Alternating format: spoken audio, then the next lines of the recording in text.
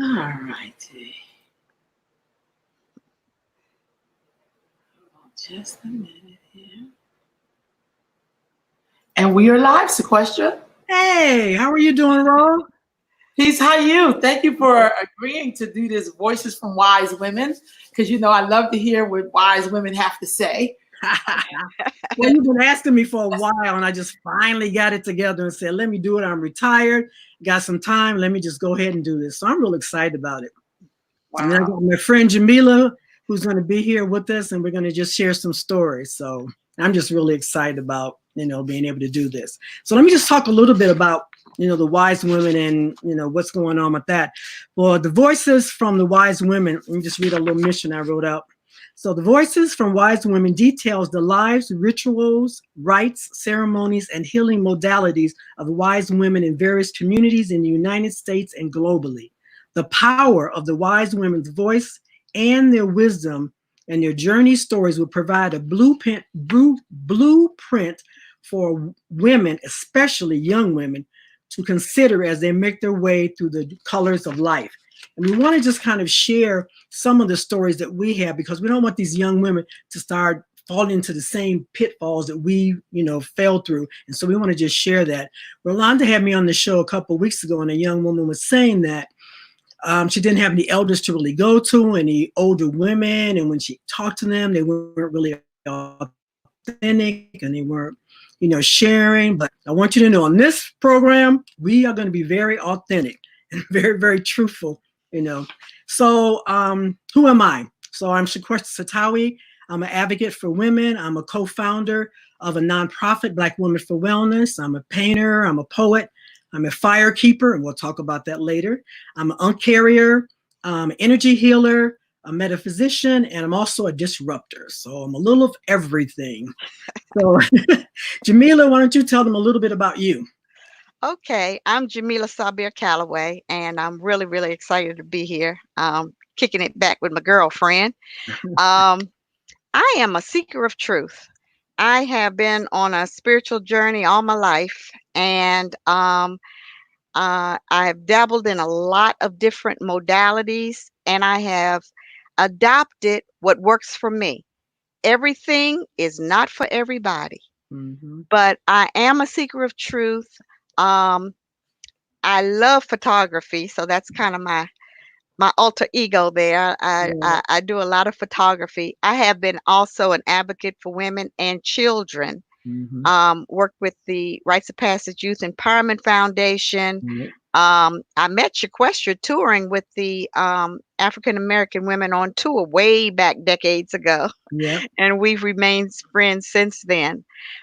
Community activists, just a lover of the light and the truth. And I always tell people I like to have mountaintop experiences. I don't care what modality you're going through, what your religion is, what your point of view is of God. As long as you have a idea of your divinity or God or whatever you call it, we can meet on top of the mountain and have a discussion. We don't have to get into what's different about your way and what's different about my way. We can all come together. So I always tell people when they ask me, what is your religion? I say, my religion is kindness and love. All right, great. So Ro, why don't you come in here and tell us a little bit about who you are and what you're going to be doing with your young women. Oh, so I'm Rolanda Wilkins. I am the executive director of Earth Mama Healing, which we do women and girl empowerment classes, and I also create a lot of different events to celebrate Black African people, to uplift us. So we have Grandma Hands, we celebrate community grandmothers, we have Men of Honor, we have the Harriet Tubman Youth Leadership Awards. I feel like I'm missing something. But we have a lot of stuff. And so my job is I definitely do empowerment work with young women, but also I want to make sure we create opportunities to celebrate ourselves and to bring back traditions and ceremonies and rituals that uplift us as a people, so we can look at each other and see the greatness and give thanks for each other. Right. And then I also do the quality of life road trip, which is coming up. This year will be the 10th year of us driving Mhm. across the United States and Canada for 30 days. But this year we're going to put a spin on it to really, because the quality of life is to look at what is the quality of life for Black girls and women in the United States. Like, what is it like for us? So we look at it from all different sides. But this year we're going to see how we're doing with it since COVID. Like, what has it really been like for us for real? Not what the experts come on TV and say because they want to keep up with the parents, but no, what's really going on with us and how are we faring? How is our safety? How is our health? How is economics? How is your housing? You know, how are you getting along with your family? Like, my God. So that's what we're going to do this year. It's going to be for the whole month of July. Great. So some of you have not been going to get your nails done or get your hair done. Extra cash. So Ro is always looking for donations on her road trip. She stayed at my house a couple of times in LA and Chicago. We've had some big fun. And so she's always looking for donations. So Ro is probably going to put up her site where you can go and donate that. Also, subscribe to Earth Mama Network. She has a lot of different shows come on. Hit that notification to let people know that it's coming on. She has Facebook. And so we just want to make sure that you know what's going on in the community and be able to support the community. So I know a lot of you out there that are listening. I have a little extra money now, so let's support our community. Let's walk the talk. All right. So thank you, Ro. I really appreciate that because you do a lot in the community, So I really want to do that. So today, Jamila and I are going to be talking about the 60s and the 70s from a Black woman's point of view. So I love the 60s and the 70s because that's when I was really able to do my thing. So let's just talk about the 60s. Let's start off with that. So I think my first bout with racism happened in the 60s. I was in the first grade, and I had a teacher who would put Black kids in the closet for talking too much.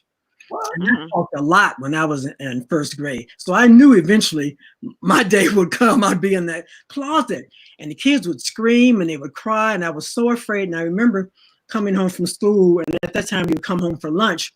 And I got ready to go back to school. My mother said, I see you leaving here and you're walking real slow to school. What's going on? You used to like school. Why are you afraid to go to school? What's going on? So finally I told her that the teacher's putting people in the closet, Black kids, well, at that time they weren't Black, colored kids in the closet. And I'm afraid she's going to do that. So my mother went to school, had a conversation with her, told her, not only do you not put my daughter in there, you don't put any child. If I hear that you're putting any child in the closet, I'm going to come back up and it's going to be a problem. So that was my first experience with racism because it was only the Black kids that were being put in the closet.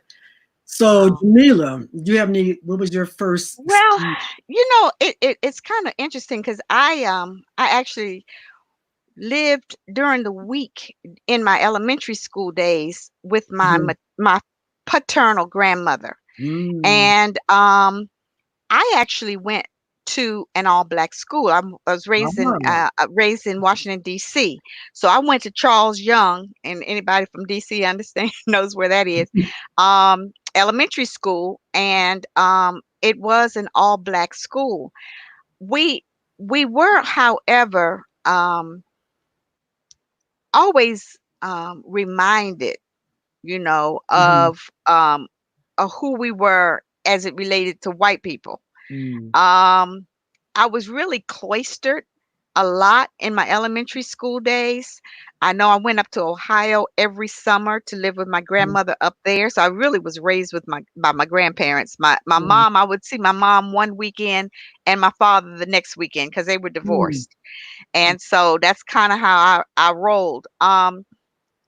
In terms of discrimination, I really didn't start really actively feeling racism until I got into high school because again I was in Chocolate City. So but I did bus over to Western High School, which is now Duke Ellington, which is in Georgetown. So my whole exposure to Caucasians came then in high school because it was a very mixed school because a lot of the diplomats kids and all went there. So but it was with my teachers in Mm, terms of the track that they wanted to put me in. They okay. always put the black kids into, like, at that point they had shop, and they had it wasn't the college preparatory track. Right. And my mother had to go up and have a discussion with my teachers to let them know, no, no, she is Mhm. going to college. We want her to have all of that, algebra, whatever the track was, Right. whatever those things Mhm. were. And so that's when I really became cognizant of the difference in the teachings and the Right. way that the society was treating me versus others. And again, had a strong mom who advocated for me, Mhm. so and for that I am very, very grateful. Right. So And for me, I was in a neighborhood, South Shore, and we were like, I don't know, third of black family on the block. My grandmother purchased a building, and we lived upstairs. She lived downstairs. So the school we went to was predominantly, when we started, predominantly Europeans, and so we were a few blacks that were there, and so that, and all the teachers were white. All the teachers were right, white. right, And so that's how we, but my mother had prepared us before we went to school about look people in the eye, stand up for yourself, don't back down. So they were always very supportive, of us. But that was because they had prepared us. And I remember expressing this to someone, and they were like, "That's a lot of pressure on a young child." And it was a white person. I would say, "Yeah, but most of us have to prepare our that's children when right, they go to school, so when this happens to them, they freak out. They understand, what's going on." So for me, it was some of it was kind of traumatic as I look back on it, and then some things I did as a child standing up for myself, and I was like, wow, that was really bold to do that as a child of 10 or 11 well, years old. I'm gonna tell you, when you told me we were gonna go through the 60s and 70s, I had to Mhm. take a breath. I was like, Lord have mercy, the 60s and 70s. And I went back and found some pictures. So Ro, I want you to put that picture up of me looking at my dorm room. Now I was a freshman in college. I did my mother did advocate me for Okay. me, and I did go through the college prep, and I went to Ohio University. No, that's not the one. That's the one. I want the one where I'm looking at a door and it has Stokely Carmichael and Rat Brown. This was in my freshman dorm room at Right, a right. predominantly white Ooh, college. At a you go. predominantly white college. Keep going. And, I was like, "Oh, wow." I was really radical because, when I There it there is, it is, right there. and that Mhm. was my dorm room. That's me looking at my dorm room. I was so proud of myself. But Black Panthers, were coming up in that were Mhm. organizing during that Okay. time, and as we were on campus, it was just 60 of us out of the entire, student body, and so there weren't, it was just a handful of us. And but I remember the last poets coming on campus, Wow. Gil Scott Heron, and really being plugged into um, the take care of yourself, Black people, doctrine that they preached, because the Black Panthers were all about us taking care of ourselves, Mhm. being in our communities, feeding our children. That's where in feeding the children at school, that's where that came from. It came from the Right, Black Panthers because they right, weren't doing that prior to that. right. So I remember really being an activist as and again it was my sophomore year. It was either my freshman or sophomore year that Dr. King was killed and assassinated. So Mm. that really gave us there was a lot of tension on campus. I just remember that. I remember I had a girlfriend who was majoring in communications, and so she had access to the AP, the ticker tape Right. news agency tape Mhm. that was coming through, and we went to that room, and we were seeing where all these cities were being burned and everything. But I was on campus. I was on campus, but Mhm. I vividly remember, have that memory, and we supported each other. We Right. supported each other, and when we went back to our communities, we really were trained to be advocates for our youth. For those that didn't have as much as we had, and So that's where my advocacy came from. Right. And I remember, going to college, and it was only University of Illinois. It's only about 150 or 200 of us there, and so you would be in a classroom. You may be the only person of color that was in the class, That's right. and it was That's really right. interesting because a lot of time the professor would start off would say, "I'm going to start off where you left off in high school," and he would start saying things, and I was like, "Oh Lord, that's not." Right. How I left off Exactly. in high school. So I got to Exactly. go to the library, try to catch up from where they were Right. in order to to be able to maintain. Yeah. But it's very interesting when I tell young people about it. They were like, "What? It wasn't a lot of people." I said, "No, it wasn't a lot of people in college. Mhm. Some couldn't afford it. Some weren't able to get into the get accepted into the school. It was very, very difficult. A lot of times, like I say, you were alone, and you had to just do what you had to do, Right. to pass and do what do. Some professors were rough. I had a friend.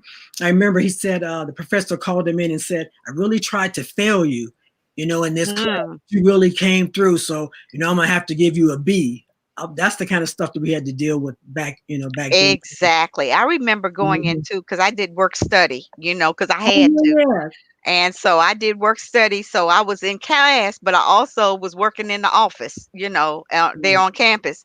And I remember going into a counselor's office, um, and she telling me, well, everybody isn't college, and this was a white counselor, everybody isn't Mhm. college material. And I think that Mhm. um, you might be in that category where college just is not something that is and she was Mhm. trying to make me not feel bad about Right. not being college material, and I'm like, what is she Mhm. talking about?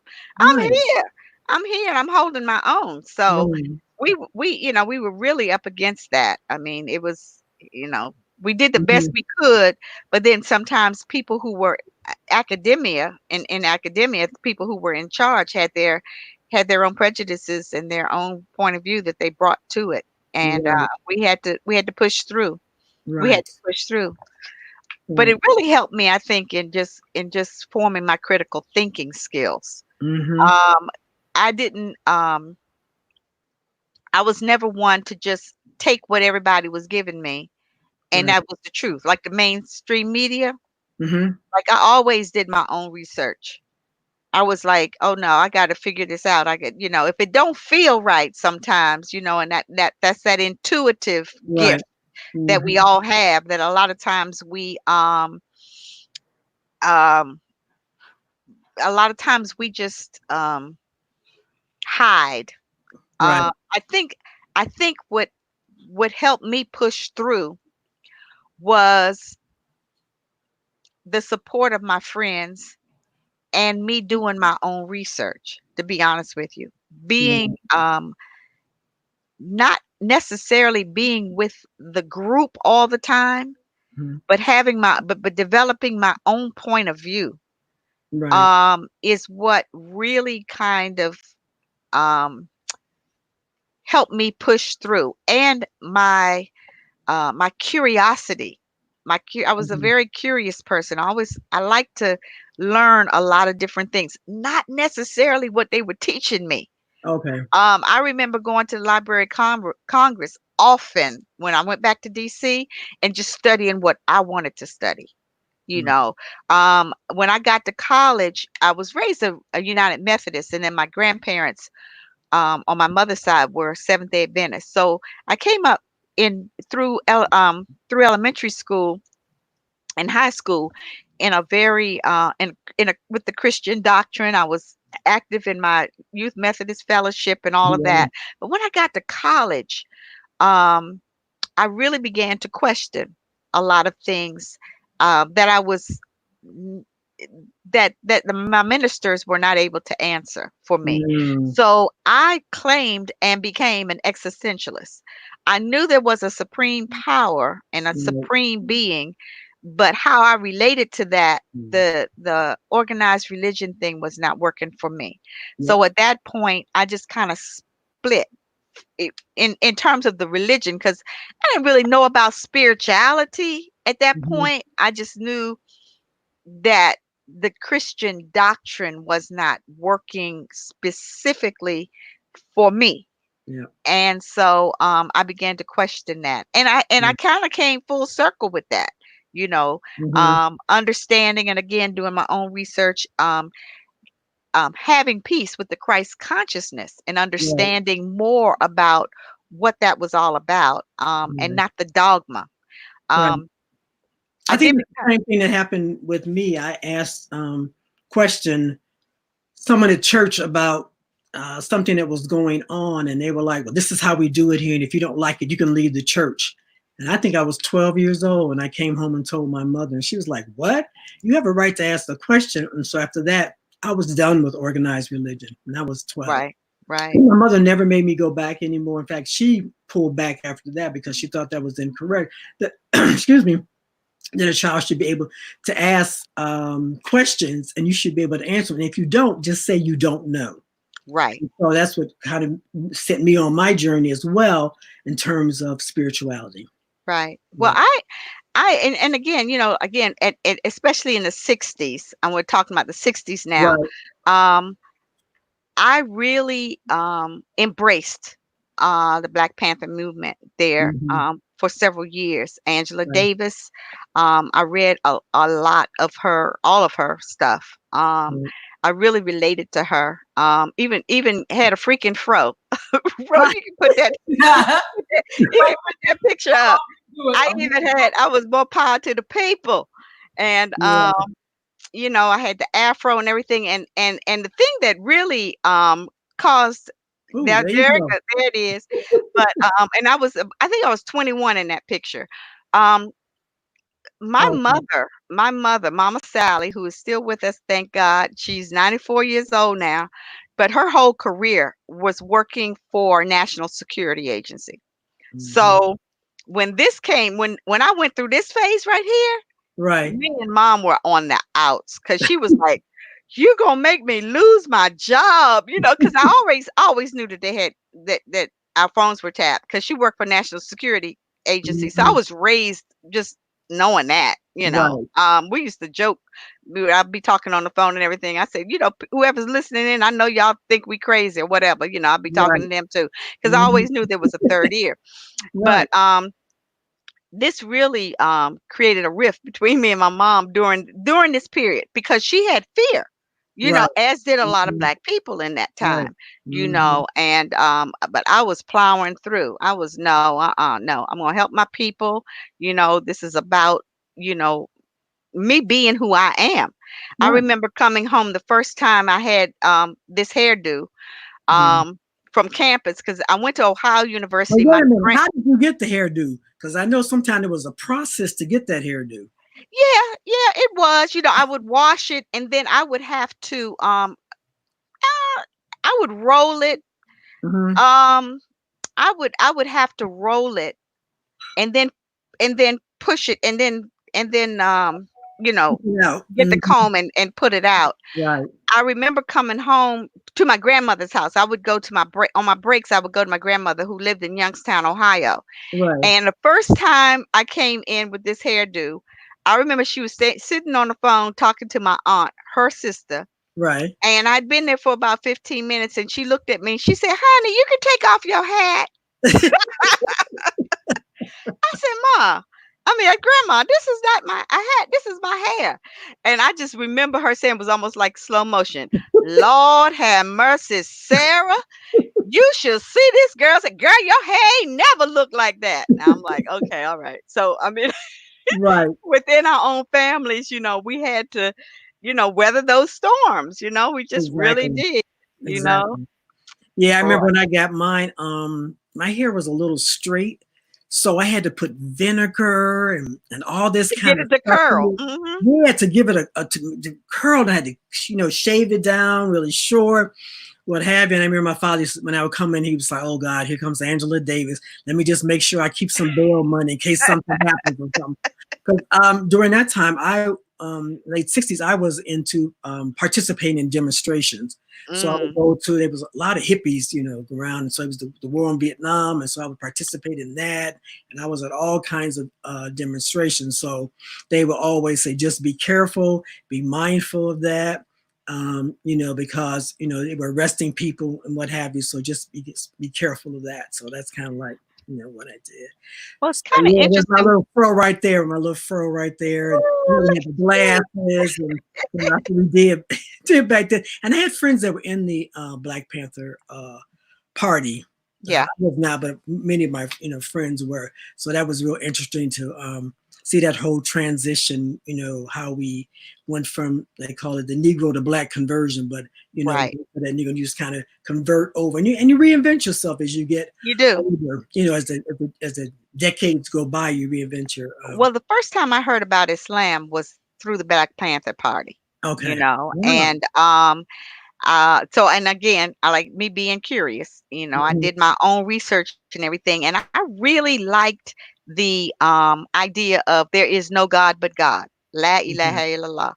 And I Mhm. said, you know what, I can get with that because it sounds like existentialism. It's like, okay, Right. there's a God. There's no God Mhm. but God, Right. wasn't all these factions to God. So Right. um I actually converted and married a man, I Mhm. married a man who converted to Islam, and I converted with him Right. um to um to Islam. And it was interesting because I found that in doing my study of Islam during that period, um, I began to become cloistered just in Mm. relationship to their idea of male versus female, and Okay. it started not to feel right to me. Mm. Everything Mhm. is not for everybody, you Right. know. Um, and so I began to really do a lot of introspection and everything. It just was not feeling comfortable for me. I was Okay. feeling like I was not free. I felt like I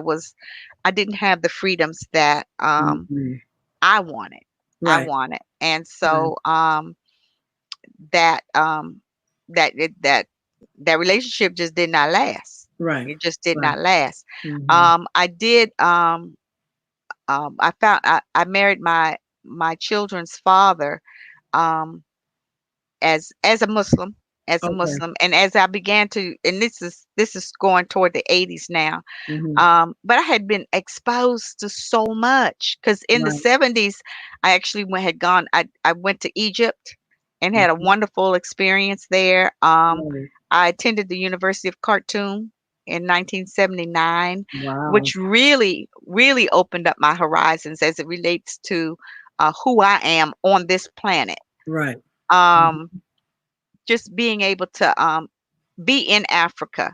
And I have so many stories from that time because I remember going up on the rooftop of the dormitory where we Right. were, because it was Sudan, it was in the middle of Sahara Desert, so it was always hot. Right. And they had a TV up there, and they were watching Roots. Oh. And I'm like, I'm in Africa watching Roots with my Right. African sisters. It Right. was beyond surreal. But I had a really good academic year. I went to the University of Khartoum for one academic year, studied French, Arabic, and African history. Wow. And knowing and just again broadening my horizons, Right. studying what I was interested in, Mhm. and just having a really good experience. Did you notice that your dress changed during this time? Yeah, I wore a hijab. Oh, okay. Early on, I wore Mhm. hijab Right. when I was Muslim, and then when I married my second husband, I wore it, at first couple of years, and Mhm. then I just began to feel, like I said, I had the cloistered feeling of Right. not being able to be free. I'll Mhm. never forget, meeting a girlfriend and just going for a walk on a trail in Raleigh, North Carolina, and taking off the headgear.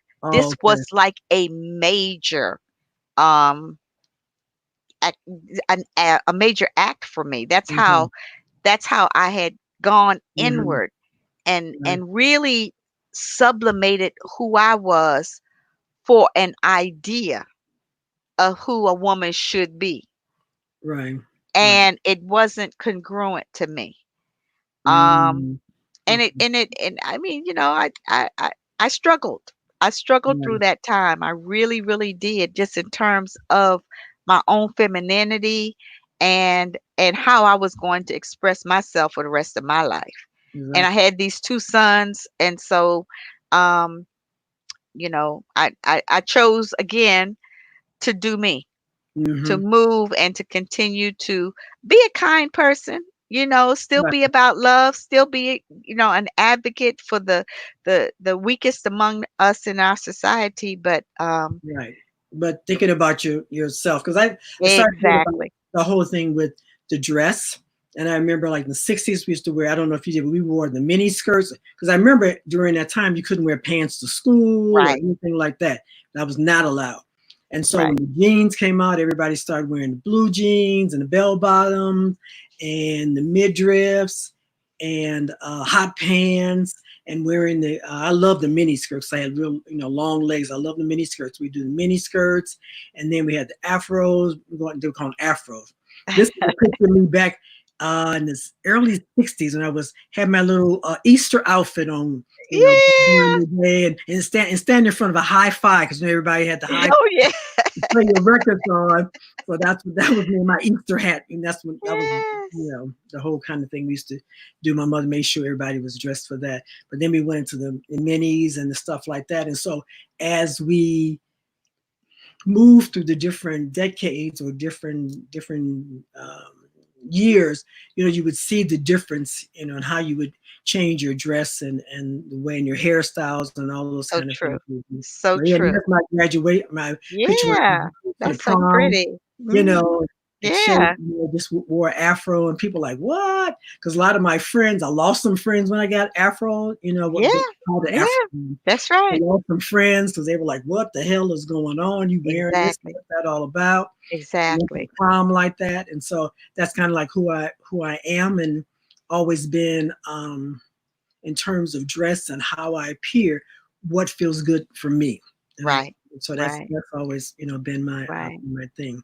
So Jamila, during this time, I was thinking about dang, I had pulled a card. I forgot to talk about the card because I always want to Oh pull a yeah. card. And the card I pulled today is "Life is a Mirror." The people Mm. in your life are really mirrors of me. This affords me the opportunity to grow and change. So when people in your life and they piss you off or they're making you make you upset, it's actually a mirror of yourself, and you have to really look at yourself and see what's really going on within Right. myself. So each Right. time when I do the show, I'm going to always have a card. So Jamila, I think you also pulled a card too because I you pull did. cards. I Mhm, did. I pulled a card from a deck called Ancestral Wisdom Cards. mhm, It was created by Nyambi Jaha Eccles. And the card that I pulled is the Wisdom of Devotion. And mm, on each card, there is an African proverb. And the African proverb for that particular card is hold a true friend with both your hands. mm, And then inside there's a book, and I'm sorry, I thought I had this queued up here. Um, mhm, and for devotion, it says, I give myself the wonderful gift of my own friendship. mm. So Yeah, it was mhm, really good because mhm, to remember to hold yourself with two hands, yeah, that's pretty profound. right. I remember one of my girlfriends, her name is Muna, a Muslim sister. She's an educator. Right. And when my sons were getting ready to go to school, I'm talking about like kindergarten, Mhm, early, she told me, she said, when you introduce your child to his teacher at the PTA, at the beginning mhm. of the school Right, year, right. introduce him as your precious jewel. She Mm. said, because now you think about it. So if I gave you a rock and I say, here, take this rock, you Right. hold it. But if I tell you this is a precious jewel, you Mhm. hold it a certain way, you know? Right. And so I always did that. with my children. It was like, Right. yeah, no, I know you see a black boy right here, but I'm Right. letting you know, day Mhm. one, this is a precious jewel right here. Yeah, which is a And it nice really does something to the psyche, you know? right. This is a nice segue to talk about parenting and what was parenting, like for you. Well, it was challenging Okay. because, I mean, I say it was challenging, but you Now know that's what? a picture of me. It That's was me like doing my fresh air. It was like my Mhm. fresh air, but at the same time, not not having like everybody around me. Like my mom was in Okay. DC, and I just had and when my marriage didn't work out, my children were 8 and 6, or 8 and 5, in the Mhm. kindergarten and in the third grade. Right. And so I always was very honest with my children, you Mhm. know. And I think my boys have really turned out well. I know they have. They I'm so have. They've proud of turned them. I They're, want you to they're in talk their mid. about it Yeah, because they're I want people to know there's a light at the end of the tunnel. Young women yes, to know that you went through some things and we had to pray over one of your sons a couple of times. yes, But ma'am. there's a light at the end of the tunnel. If you are consistent Yeah. and they know that they have support of the community and the sisters in the community or brothers or whatever, that they will be all right. That they're going to waver and do some things back and forth to make you think, Lord, what's going on? But at the end, they turned out to be excellent young men. Well, the thing that I know I was very consistent with is that Mhm. they knew I was their advocate. I don't care Mhm. what's going on. I don't care if they acting out or whatever. I was their advocate. And I always wanted to hear what they were saying, you Right. know, Mhm. understand. And they wouldn't always let me in. Now, during those teen Mhm. years, man, it was Right. like, you my mama, I ain't trying to tell you nothing, all Right. that. And I'm trying to understand. But I think energetically, they knew Mhm. that I was that rock that they could stand on. And if Right. anything went down, I was Right. their advocate. And they Right. had no doubt about that. Right. And so I think that understanding that, and when they come out of the insanity of being a teen, Right.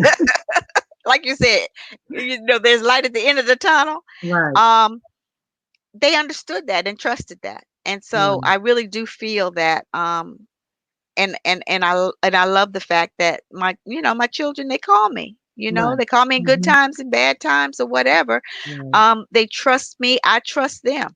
I mean, Right. now things have switched. I take their counsel Right. because Mhm. they have navigated a world that I haven't been in, and that is being a black man in America. Right. And a Right. lot of times people ask me, how the boys? And I'm like, Mhm. handling their business, being black men in Right. America, you Exactly. know? But I like the part that you were an advocate, but they Yes. also knew not to test you. I mean, Yes.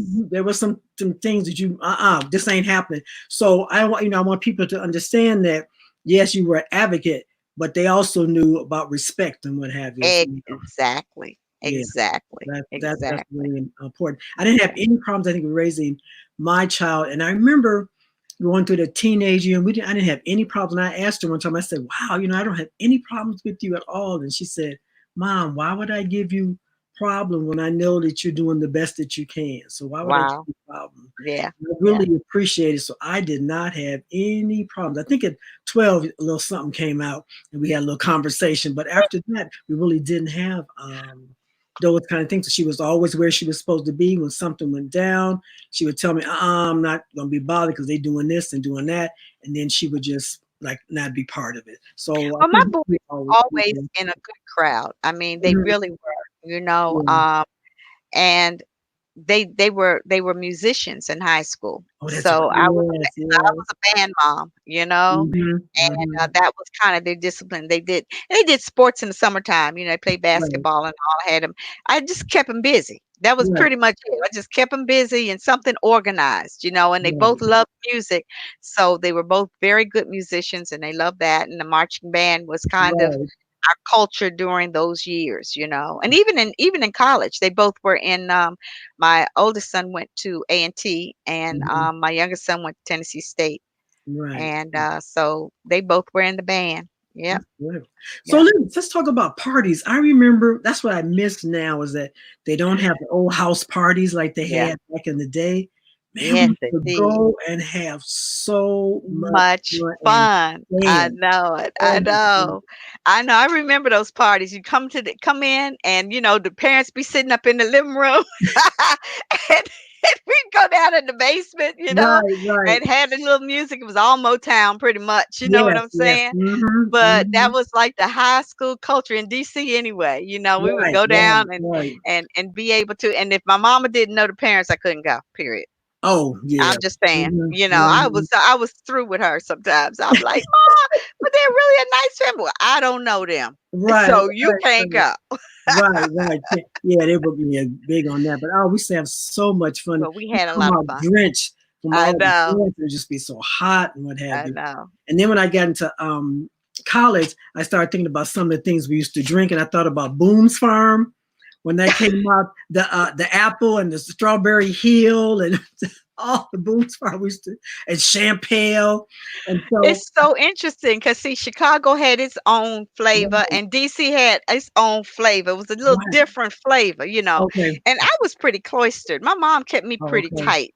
So I mean, even though I did go to parties now, remember Mhm. those house parties? We did that. Right.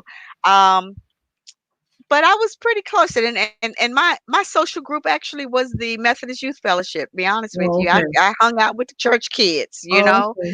We Okay. had fun. We had Right. fun. We had those parties and all that, but those were Right. people that she knew, Right. and I was able to do that. In terms of an African influence during those times, Mhm. um, the only thing that was bringing things to my attention was through music. Oh, okay. Like James Brown, you Mhm. know, "Say It Loud, I'm Black and I'm Proud," and all that Right. kind of Right. stuff, and and Mhm. and and and just I didn't have a lot of exposure to, Mhm. my African heritage when I was Mhm. in elementary school. All that changed when I Mm. got to college, and Okay. that's when I really, Mhm. branched out and began to study, Mhm. more about where I came from and who my people were, etc. Mm. Right. Um, so, and even Islam, Mhm. I went to I met a scholar from Islam, and Islam, had a lot of influence in my earlier life, in my early adult life, Right. because my first husband actually took another wife while he was married to me. So I went Mm. through that whole heartbreak of polygamy, Right. and trying to understand, Mhm. how could God think that this was okay, and I'm Right. feeling so horrible about it. So I Right. actually internalized it and thought that it was my problem, that I was not a good Mm. person because this thing really hurt me, and Right. it shouldn't hurt me if God said it was okay. Mm. So that whole you know, dark, deep soul searching, Right. my heart had to break open to be able Mhm. to understand and begin to love myself more. And Right. so, our life's journey is not a straight line. Right. We go Mm. through a lot of different heartbreaks and things in order Mhm. to come to Right. grips. Right. When I went to Egypt, um, and this was in the 70s too. I went to Egypt with a really good friend of mine, San Ramadan. She is passed on now. And I visited her family, so I was with Right. indigenous people. She was Egyptian, and I got a look at their lifestyle, Mhm. and the way that the women and men interact in Right. Egypt and during that period of time. So it was just broadening my horizon and Mhm. deciding for myself what worked and what didn't work. Right. Yeah. Yeah. So I'm thinking about, so what are some of the what do we want to tell young women? What do we want to impart on them in terms of some of the experiences that we've had, um, and some What of the I'd things like that to you learned. what I'd like to really share is that um, listen to your gut Mm, more often. yeah, We are socialized to shut down yeah. our big brain, which is the brain of our intuition. Hmm. That is the voice of something told me. We've all had Hmm. the experience. Right, You do something and then it comes and something told me that right. that wasn't going to work out, or something Hmm. told me that I needed to go left instead of right. Yeah, That something told me is what you should listen to, yeah, yeah, and listen to it in the moment and act immediately. And the reason I say that is because if you wait 3 seconds, your ego is going to twist it yeah, and tell you to look yeah, another way. yeah, But yeah. follow your intuition. Hmm. Follow, if Hmm. it don't feel right, it Right, ain't right. right, right. So I was get in thinking touch about with those feelings. right. I was thinking about back during the '60s, middle '60s, late toward birth control pills came out, and then people did not. There was no AIDS, so no HIV, and so we were able to be free in terms of sex and what have you. Hmm. It still had the stigma of a woman who um, quote unquote slept around versus a Right. man, but still we had that freedom that young women don't have nowadays, because they have to be conscious of not only just getting pregnant but just of HIV and all these other Right. venereal diseases that they have out now. um, my thing is just, I just want to let them know that we just have to be, like you were saying, conscious of who we interact with. Listen to the signals, because you're always going to get a signal, yay or nay. Sometimes, like you said, we override the signals and then we get caught up in some kind of madness. I've been very fortunate that I've always listened to my intuition. When I didn't, I got caught. But when I Hmm. did, I made it through. But a lot of times we don't. We go past it, or we say, oh, because I think back on some of the relationships I was in. I was like, dang, he gave me a signal right away. This is who he was. But I was like, what'd you really say? What was that you said? And then he say something else, and I was like, oh, well, that's not right, or whatever. You know. So I just want them to be able to, like you say, use that intuition. I remember I dated a guy one time, was nice guy, had all the trappings, right? So nice car, dressed nice, met him at the health club, nice job. And so we went out. And when we went out, he carried a rape vibe, right? So I'm like, what the hell is this? He hasn't said anything, but why do I feel like he's got this rape vibe on it, right? So I went home, whenever. He asked me out on another date, went on another date with him. He had that same vibe. And finally, I just decided, no, I'm not going to go out with him. Now, he never said anything, never made any move, but it was something about him that had that vibe. And so I think you just sometimes have to just say, yeah, he had all the trappings, but there was something that in my gut was Right. saying that wasn't right, and I Right. pulled back from and never went out with Right. him again. So I think people have to really, really listen to that, and I think Yeah. because of that, that has kept me out of situations that some or experiences that other people have experienced. Yeah. Yeah. Yeah, You have to advocate for yourself too. yeah, And a lot yeah. of times it's hard because you're Mhm. advocating for yourself against your family members or Right. against your boyfriend. Oh, it could, Mhm. if Mhm. this is your point of view, you have a right to it. Right. Period. Right. Yeah. It could shift tomorrow. But if it's right here, Mhm. right now, and this is authentically who you are, be Right. that. And Right. it's okay. Right. You know, Right. And it I takes think because courage. we did what we did during the '60s and what have you, and it's changing, like you did your afro, and I did my afro, and we just kind of moved along. Some people didn't. Some people stayed in that same mode that they were in. But Yeah. some of us broke out and said, let me try this, let me try that. And some people are more adventurous, I think, than others. So, Right. for me, I enjoyed that adventure or that experience. I enjoyed that, and I'm always looking for a new adventure, or a new experience, or a new journey. Right. I Well, don't see it as daring. Some people say, "Oh my God, that's really daring to do that," But for me, it doesn't seem daring. It's just like I don't want to stay in the same place doing the same thing. Right. Right. Mm-hmm. So, ladies, there's a chat room on there. I was trying to share some of the questions, Okay. and Sure. she's been answering some of them. But one of them was, did you always listen to your elders or your mother's advice? Absolutely not. No.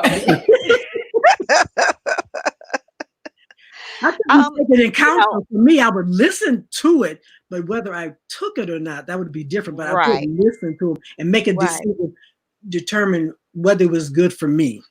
Well, I'm gonna be honest with you. I was what they call a good girl. So I wasn't rebellious that much, but I I did have a different point of view than my mother, and Mm, and again, like I said, we're talking about the 70s. That's when things really, became a little yeah, rocky road there because she worked for National Security Agency, and I'm, power to the people. right. And but I actually always had it in the back of my mind in terms of just socialization.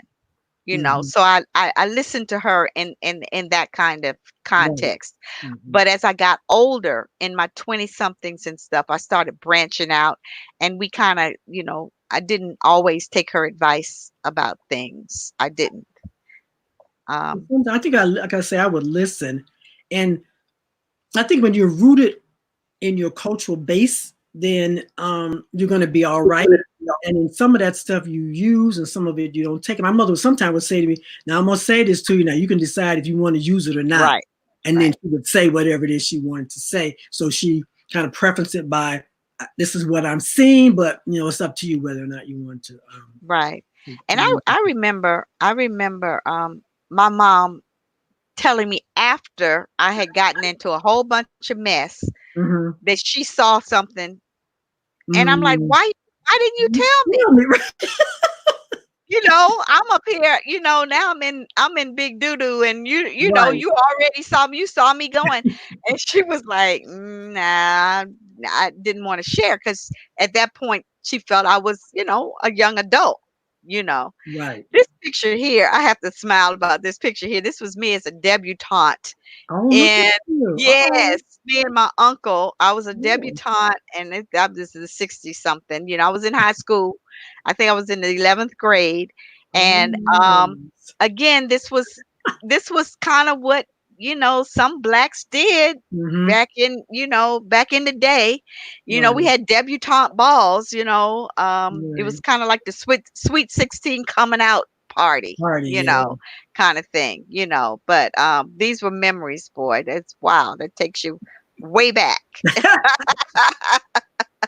So, Ro, do you have They, anything else? Yeah, what was it like going from Negro to Black, then to, like, what was Oh, that the like? Negro to Black conversion. Yeah, like that? I Mm, mean, yeah. What was that like? 'Cause that was a breaking of a lot of ties, if you will. yeah, it well, was. I'm I gonna mean, be honest with mhm, you again. That was the music. Like, I'm black in and I'm proud. That was mhm, I mean, it was like a switch that turned on to me after James mhm. Brown came out with that song. I Right. was in. I was black and I was proud, and so I was not confused. I was black. But Yeah. then when I went to University of Khartoum, I came back and I adopted African American because I saw how African I really was and Mm, how African our culture right. really is. We didn't know it because we couldn't the dots. Mhm, I didn't know. right. I go to a party over at the University of Khartoum. I thought I was on Howard's campus. You know, Wow. brothers with the swag, you know what I'm saying? Hats cocked to the side. I mean, all of that. I was like, wow, I'm in Africa and this could be any Hmm. HBCU, you Right. know? But I didn't know that. I didn't have a point of reference until I got there and saw it. So when I came back, in terms of you talking about the Negro, Into the Black black, conversion. and then I Hmm. went to African American simply because I had been to Africa and claimed that I was an African American. Yeah. I think my experience came when I was like 11 years old when I was in elementary school, and the teacher doing the big civil rights things was going on all around, and she came and said, I don't know why these Negroes are acting this way and demonstrating. They should go back wherever they came from. I remember standing up saying, no, black people have done a lot for this country and we did this. And I started naming all the stuff that my mother had taught me. And then, I sat down because I was so angry. And I remember I thought later, wow, that was really kind of bold. Because I never forget her name. Her name was Mrs. Altmeyer. I never will forget her. And when I got my report card, she failed me in all my subjects. And I remember going home crying. I was so upset. And my Oh mother my said, goodness. no. My mother went back to school. She said, I want you to show me where she failed. Where's your book that shows all these things that she had failed? Because I know I check her homework. And if you don't, her next report probably better reflect everything that she has done that's correct. Otherwise, we're going to have a real problem here. And right then and there, I was like, I'm going to always stand up for black people. Yes. Because this is crazy. She's telling stuff. And, of course, she had us all in the back row and all the white kids were in the front. And I was like, this is really crazy. And then she also called up a little white Greek girl that was friends with, because the girl came back and said, Miss Almeyer called up and told her name was Joanne Galitis. I'll never forget it. And she said she called and told my father he should be aware of all the friends that I have. And my father told that was none of her business, that I could have any friend that I wanted to have. And so from there on after that, that's when I went to college and got my degree in African American Studies, and just really started doing this whole thing with black people, from Right. that experience, because I thought that was really horrible that she was telling these children things that I knew were not true. And I just kind of stood up. Now, when I think back on, I was like, wow, that was really brave to be 11 Yeah. years old, standing up to a teacher saying that wasn't true. And so I've always been, that kind of advocate. So for me, for my black Right. conversion, then from there just went on and got to high school, and then Afro, and then, the dashikis, and then the earrings, and then all the stuff just kind of spiral. Like they say, when the student is ready, the teacher will appear. Well, And I had many teachers that came and just showed me the way that I wanted to go. that's So great. the other one is feminist movement. Did that intersect with your life at all? Not mine. Not mine. No, not. I was just like, Listen, not okay. that.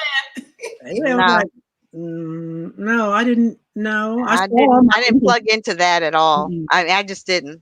No, you Gloria saw them, Steinem and them in there. they were doing their thing, and you see them on TV, or you see wherever they Yeah. were. But I I didn't didn't start wearing participate. bras and stuff like that. No. No, I didn't participate in any of No, it. I didn't do any of the feminist thing. I And didn't. you're not in any sorority or anything, are you? No. No. Mm-mm. See, back during that time, we really weren't. Some of Yeah. us were not into sorority. It wasn't Power to the People or Black Panther or No. SNCC or No. some. It We was wasn't Greek. even It count. was Greek. I was like, Yeah. I ain't Greek. Mm, I was too. No. Me find yeah. me. Yeah. No. Right. Bobby, Yeah. We didn't do were any of y'all that. Yeah. connected to your celebrity? And I'm gonna tell you why I asked you that. So I watch a lot of Soul Train from 19 whenever it started. So from the Mhm. 70s, really 1970 when I watched it, like 79. And Mhm. it just seemed like the entertainers were so connected to black people. Like they had Gladys Knight Mm. up there, they had James Brown. Yeah. I mean, they felt like they knew the audience they were playing to. Oh yeah. Oh Mm. yeah. Oh yeah. Yeah. It was all the same thing.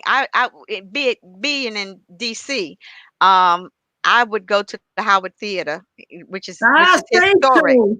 The Stay Howard tuned. Theater, and I mean, we would, and I. That's why I love James Brown, because, like I said, we would stand out in line, and then they would usher you in. And let Mhm. me tell you, James Brown at 6 o'clock, because you could stay Oh, and that's right. do a second show. You ain't Mhm. have to vacate your seat. You Right. stay in there. You can you can see the show again. But Right. at 6 o'clock, James Brown had the house lights come up, and he would point to you, because if you were school age, you Mm. had to go, because you had to go to school the next day. You Oh. couldn't stay for you couldn't stay for the Mhm. late show. And he Mhm. would point to you. You got to go. Mm-mm. No, you got to go. And I just remember that. I remember seeing Gladys Knight there. I mean, and it was all Mhm. us. Yep. It was all us. Wasn't no white people in that mix. Our entertainers really entertained us. they were from us. They were Yeah, us. yeah. And it was a good time. It was a Yeah, we good had the time. Chicago. We had the Regal Theater. I saw all the Mhm. Motown reviews. I Yep. think it was like, Yep. as a child, I think it was like $1.25. Yep. And like you say, it would start at, must have been at 12 or 1, and then like you said at 6 or whatever, then They'd have another show. came in. But I mean, everybody from Diana Ross when they Yeah. first started, and I remember it was Smokey Robinson, and no, it was just the Miracles before it became Smokey Robinson and Exactly. Miracles, and the Temptations and James Brown and everybody, and you paid $1.25 and Mhm. had your popcorn and Mhm. sat there all day long and That's watched right. them. It I was remember great. Gene Chandler and the Duke of Oh Earl. yes, yes, yes. All of that. All of Oh that. boy, We I would have tell you. so much, and nobody bothered you. Nobody said anything, and you Mm. would be there all day long. Like So everybody were drugs knows. an issue in y'all era at all? Were drugs an issue at all? Like people just smoke marijuana, reefers? No liquor, liquor. Liquor, People, more people. liquor than anything. What We was I it? had was asking my alcoholics. brother, I Jamila, do had. you remember Shake and Bake? So I was looking at him. I was like, Shake and Bake. And people said, that's a meth thing. I said, no, no, it was Shake No. and Bake. So I asked my brother, that was white port and Kool-Aid. That was Shake and Bake. And then the boys would always come going to get some Shake and Bake. We're going to have some Shake and Bake. But they had more liquor and the Yeah, it was more liquor. It champagne. wasn't like cocaine or anything like that. I mean, maybe the entertainers did that, but in the street, no, no. It was just, A and little just reefer. cheap wine, Yeah, cheap cheap, wine, definitely cheap cheap, wine. And I think Riffle. my school was a little reefer. I think there was a little reefer, not a whole lot, but it was quick. It was kind of, kept quiet, so you didn't really know Yeah, yeah. It what they wasn't. were It, doing it there. wasn't. Drugs was not a. That was no issue at all. Not while I was coming up anyway. Yeah, We didn't have that. We had alcoholics though. I yeah, remember having. I had an uncle. I had an Uncle Otis, and Lord have mercy. We mhm, loved him. He loved the family and everything, right, but you know, yeah, All black people was like, we loved him and he loved us, but he was alcoholic. he loved it. He was all about the family. He would come around the house all the time. This is right, my niece. Talking about my mother. It's like, right, okay, there's Uncle Otis is out here, mom, banging on the door. And we loved him and he loved us. It just right, it's right, now people like, okay, it was a disease. We didn't know back in the right, day. We right, didn't treat it like a disease. right. Or Um somebody's or an addiction. uncle in I'll the put it that closet. way. We didn't treat it like an addiction. It was like, Right. no, you should be able to stop this, but you need Right. treatment. You need That's just treatment. that's your Uncle Otis, or somebody had in the bedroom, somebody's uncle was in the back. He probably had some kind of mental illness Mhm. or something. He Mhm. just went like, whatever, and Yeah, kept on going. That's Uncle Son. So you just say, hey, and you just keep right. on going. And But we just kept it in the family. it was in the family, Did right? y'all have people with special needs? And if so, how were they treated? In my school, they were incorporated in. I had them in my classroom. There was no special schooling to be had children that had cerebral palsy or children that had been burned or children that had mental illness. They were in the classroom with us. They were mainstream. Yeah, they were mainstream, and Mhm. even family members that had special needs, they were Mhm. just family. Right. They just had special needs. That was it. We all loved up on them and everything. Mhm. It's like no different. Right. No different. Right. We They just treated everybody the same. yeah, somebody said that's my uncle so and so, yeah, he got some things. And we'd be like, oh, okay, and we keep going, oh, hey, Uncle so and so, and you say hi to him and keep going, and that's how we Yeah, did it. There was yeah. no special houses or schools, even people in terms of putting them in homes when they get older. Be the grandma would be in the back room and she come out sometimes and you see her, or sometimes we go back there and see her. She was never in a home or anything. She was in the Right, house. right, Yeah. right. Mm-hmm. What about in terms of, did y'all have celebrity crushes or people who you was like, ooh, I love to watch they film, or oh, that she could act her butt off, or did y'all have any people like that in the 60s and 70s? We start seeing a lot of those black films come out in the 70s. Yeah. Yeah, I don't know that I had a crush on any of them, but I mean, I liked all of them. I liked Mm-hmm. everybody. I saw all of the black exploitation movies. I didn't see a whole lot of those. Now, I didn't see a whole lot of Movies. those. Yeah, I Mhm. saw them. I would go to the theater and see them. Mhm. Um, I don't have any like they weren't like memorable. You know what I mean? Mhm. But Mhm. I remember them as being a part of the culture. At Mhm. one point, like Superfly and Mhm. you Right. know. Oh, I remember Superfly. Oh, they love Superfly. And then it starts changing because when Superfly came in, his hair was straight. That So was the we comp. start, Yeah, yeah, yep. They we started start seeing straightening some their things hair and on. stuff. Mm-hmm. Yep. Mm-hmm. A whole different area. Start seeing something. Yes, indeed. Boy, we have Going been through it decade by decade by decade. Yes, Yep. indeed. Yep. Yes, So Uh, indeed. what's the one thing that you see now that make you think of your youth when you watch young people now?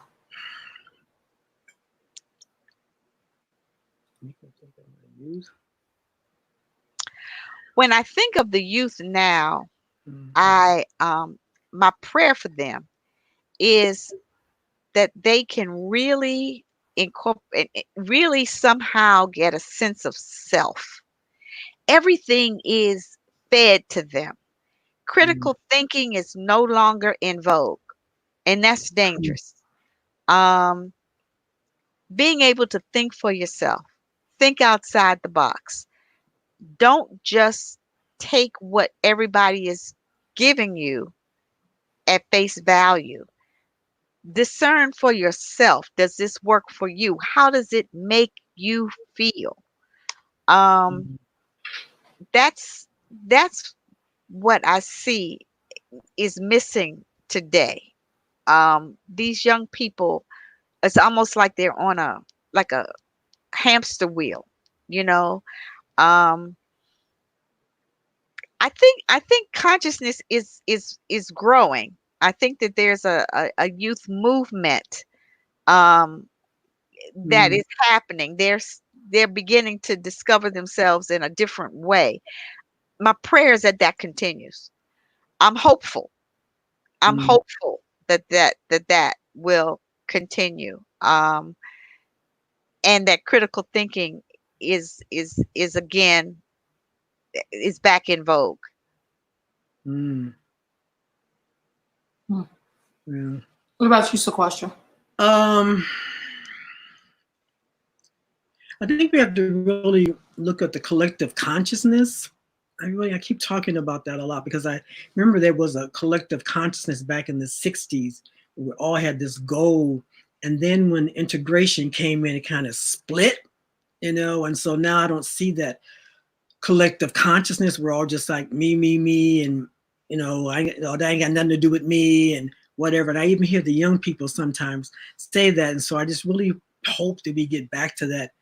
I think some young people are moving toward that. I've heard them, Yeah, do some conversation, yeah, having some conversation where they're moving toward that, because we have to really understand how important it is to, like I always say, I'm not my sister's keeper. I am my sister. That we are all connected, and yeah. we've gotten away, away from that. And how do we come back to that, where we seek each other's counsel, how we support each other. And I remember I was telling someone that when I was growing up, Cesar Chavez decided that they were going to boycott grapes because the way they were treating Mexicans. And my mother was like, if they treated them like that, you know how they treat us. And we couldn't eat grapes. I don't know how long. I was like, Lord, and I love grapes. When is Cesar going to get this together with this grape thing? But her whole thing was, if she went in the store and she saw someone being disrespected, that was black, she wouldn't go back to the store and would tell us you are not allowed to go in that store. Right, So she right. was real about it, because her thing was, because I asked her, I said, Mom, you were not part of the civil rights and you weren't out there marching. She said, oh, look, I was trying to survive and take care of you all. But Mhm. what she did do was held us together as a family, and she Yes. supported the community by, when she saw something that was incorrect, then she decided, what I call it, silently effective. She would just boycott the person and make sure that Mhm. we did not go into that store as well. Yeah, And yeah. even though the person was speaking to them nasty and wasn't speaking to her, she was like, if you speak to her, you'll speak to me, and my kids will not be back. So that's Mm. how she always supported things in terms of the community. When something wasn't right, then she just decided to pull back and not let us, be part of it. I think, Ro, what you're doing in terms of talking to the young women and exposing them, because I think exposure has a lot to do with how people's consciousness change. And when we stay in our little communities, we don't get a chance to see the broader. But when you take them all across and they can see people and see how people are working together, I think that helps a whole lot.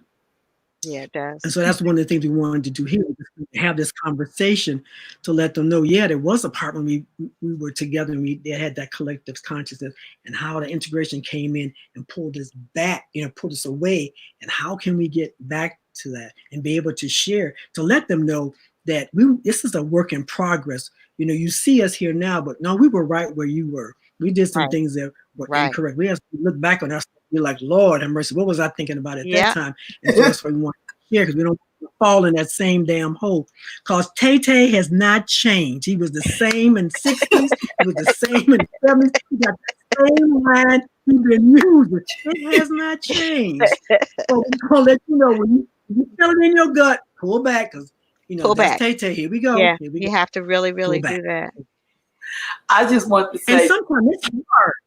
yeah, It is hard. It is I was gonna say, hard. sometimes it's really hard, because sometimes you really like somebody, or you're like, dang, I could really groove with this dude, but he just so out the box. I It's know this ain't don't work. And sometimes you say, let me just test it out a little bit. You know what I'm saying? I know, being a little child in the 70s, some of the things that I witnessed and seen and environments that I was in absolutely impacted who I became and how I moved. The most thing I remember about the 70s, I was born in 1971, is hearing Black people say, hey, sister, hey, brother, all the time. yeah. It was See, so that's when that's right. All the time. I never forgot that. Right. Yeah. And that's when that started, actually, with that decade in the 70s. And that's when I was in college. That's when I started college. And then we started calling each other brother and sister. And it really did raise our consciousness at that Yes. point. It I really raised did. very high. And I Mhm. still do it. I still do it. Oh, I yeah. never stop. Oh, for sure. I still do it. Is there anything you see in yourselves that you remember seeing in your grandmother or your mothers? That she was like, oh, Lord, I do that myself now. Or that's what they meant. Girl, look, child, I look so much like my mother. It's crazy. I mean, now, if anybody who knows my mother knows that you looking at her right here. And so I look in the mirror and say, oh wow, that is my mother. And even my gestures and stuff, I can like, yeah. And my aunts, Yeah. I can even see, I have certain angles where I'm like, that look like my Aunt Jackie, So No, I yes. think we all do, especially when you're raising your children. I mean, that's when it really Yes. comes out. You're saying the Yes. same thing. It's like you get pregnant, and it's like you go to sleep and you go to mother school, and you learn all these phrases, and they start coming out. That's so cool. It's a question froze, so she'd be Oh, did back. she? Oh, Yeah, okay. All she right. froze beautifully, though. It was like she was still talking. Yeah. What are some of those other things you see in your mom? Well, oh, okay, my here we go. mom. Back Oh, on. there you go. You know, I'm just saying all the phrases that you say. My mother used to say, "Get your little narrow behind in here and sit Yeah. down," or you ripping and running. Oh, that used to make me say. Or if you slam that door one more time, you're gonna be in here for the rest of the day.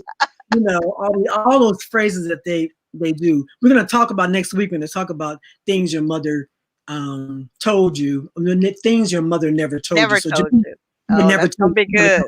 good. That's gonna be really good to talk about all the things Yes, that your mom indeed. never told you. Yes, indeed. Yes. the question, you Yeah. can wrap up. We're over an hour. We're good. All right. Well, I think we had a great time. I want any last minute things you want to say, Jamila? Well, I just wanted to put out there that I do Akashic readings now for people who are interested. And just a real summary, the Akashic records it's really the quantum field. And I tap into the quantum field. It's your DNA, your crystal DNA. And I can tap into that, and I give you a reading, and it basically talks to you about your soul origins and the major energetic qualities that you have incarnated with in terms of your soul journey. So anybody interested can just you can send me an email, and I can get back to you about that. I'm sharing your email for the readings by Okay. Mila. I did a reading for Shquestra. Yes, and it was Shquestra. excellent. Thank Excellent, you. excellent. So, Yeah. and Rolanda, your herbalist you had on there last week, I end up hooking up with her. So she and I we're doing our little herbalist thing. So I appreciate that. You always have some great people.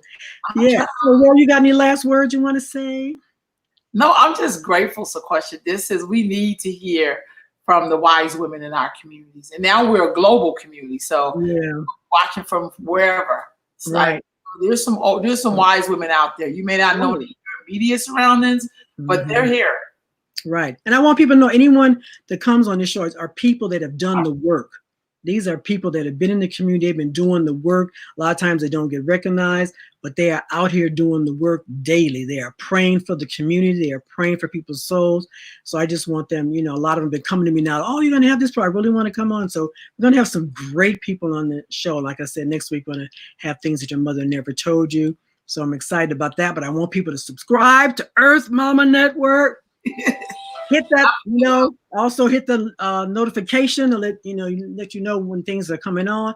Donate to Earth Mama Healing as well for Rose, so she can take these young girls across the United States. So that's a really good program. So Awesome. yes, I want to thank you so much, Jamila and Oh, my Rose, for pleasure. this. It's been fun. It's been fun. Thank you. Yes. Thank Uh, you. You'll be back next week. all right. All right. So don't y'all hang up. Next week. I'm just gonna end the live, but don't y'all hang up. So Okay. Okay. down. Okay.